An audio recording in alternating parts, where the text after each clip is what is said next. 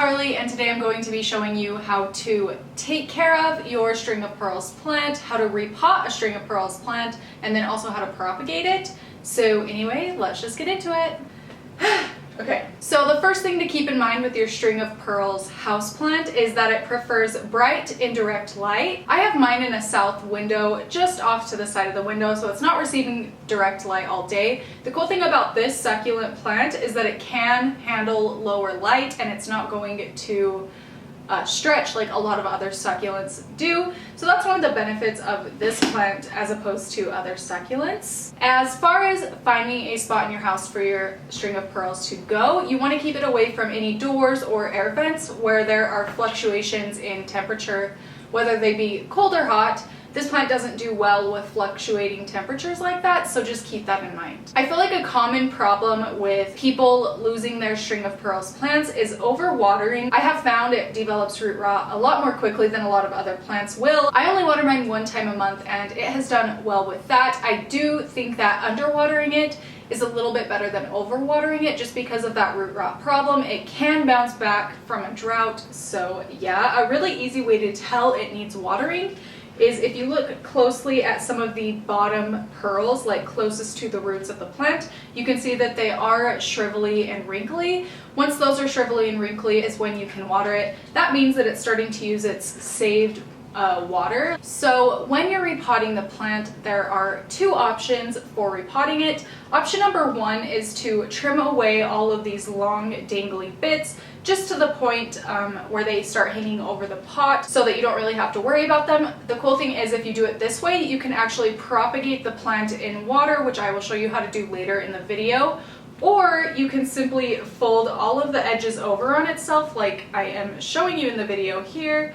And repot it that way. That way you're not having to worry about all of these dangly bits getting in the way. This is actually a really awesome tip to repotting any hanging vining plants.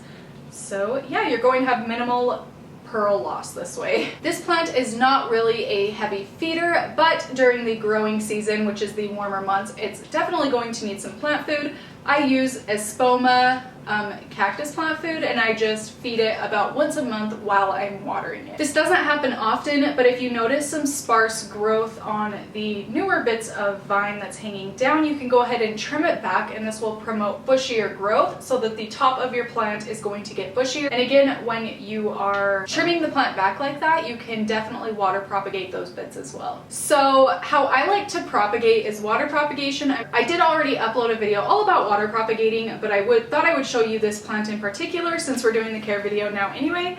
So these are some pieces of string of pearl I started propagating about 2 weeks ago, and as you can see there are some hefty roots forming there. So this one does propagate very, very, very quickly, and I have noticed that it's grown pretty long too, so it is getting a lot of new growth there. What you're going to do when you are propagating is you are going to pick a point on the vine. I usually pick a point right where the pot starts just so it's not in my way. And then you're going to want to twist the little pearls off one by one, being very gentle. You don't want to pull the pearl off, otherwise you will break the stem. So just a simple little twist will do the trick. And I usually pull off about 4 or 5 beads. Be sure to keep these all together and don't lose any of them because they are toxic to pets and children. So you just want to make sure that nobody's eating these. So in this case, I ended up pulling off 1, 2, 3, 4, 5, 6, 7 beads off the end of this just because I did want to stick this in a glass container all by itself, plop it in some room temperature water, stick it in some bright indirect light, and call it good. Something else to consider about this plant is when it's happy, it will flower. The flowers actually look like these little fluffy balls. Here's a little dried one right here that you can see. They're just white little fluffy balls. They kind of look like dandelions. And they're just going to dry out and fall off. These honestly aren't very prominent flowers. They're just, I don't know, kind of basic, boring flowers, but that is a sign that it's very happy. You can go ahead and just trim off the flowers so it can focus its energy onto growing new pearls if you want it to be a little bit bushier. So once your plant has formed roots in water, you're going to repot it.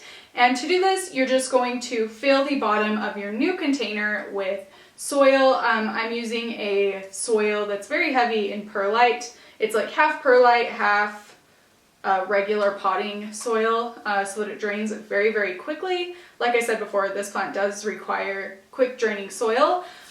So what you're going to do is fill up your pot to about here. I'm using a very, very small one because I want these to be able to hang over the edge and dangle down quite a bit.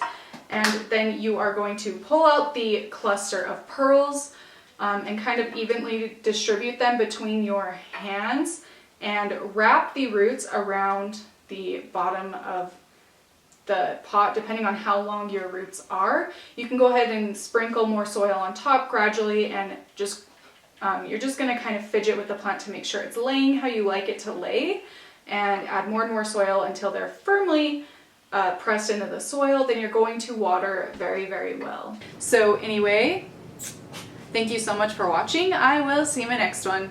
Bye!